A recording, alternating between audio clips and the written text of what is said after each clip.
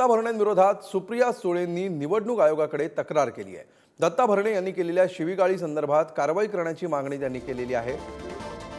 Datta भरणेंच्या video viral व्हायला सुरुवात झाल्यानंतर सुप्रिया सुळेंना ज्यावेळी प्रतिक्रिया विचारलेली होती त्यावेळी देखील त्यांनी आधी आपण व्हिडिओ बघू आणि नंतर आपली प्रतिक्रिया आणि भूमिका ठरवू असं त्यांनी म्हटलेलं होतं। आणि सध्याची जी अपडेट आहे त्यानुसार सुप्रिया सुळेंनी निवडणूक आयोगाकडे या प्रकरणी तक्रार दाखल केली आहे।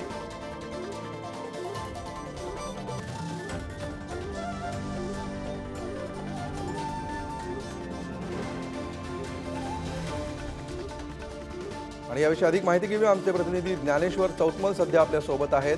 ज्ञानेश्वर, सुप्रिया सुळेंनी निवडणूक आयोगाकडे तक्रार केल्याची बातमी आहे, काय अपडेट्स आहेत या संदर्भात? अजित पवारांच्या राष्ट्रवादीचे आमदार दत्ता भरणे यांनी कार्यकर्त्यांना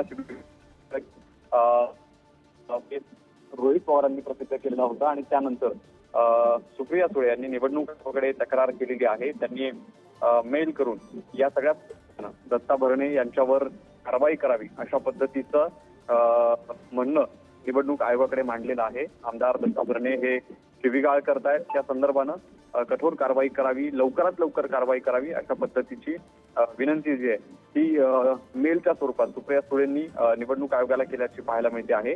काही वेळापूर्वीच ज्या कार्यकर्त्यांना ही शिवीगाळ केली गेली त्यांच्या भेटीसाठी स्वतः सुप्रिया सुळे या इंदापुरात दाखल झाल्या, त्यांच्याशी त्यांनी संवाद साधला आणि कारवाईची देखील मागणी केलेली आहे।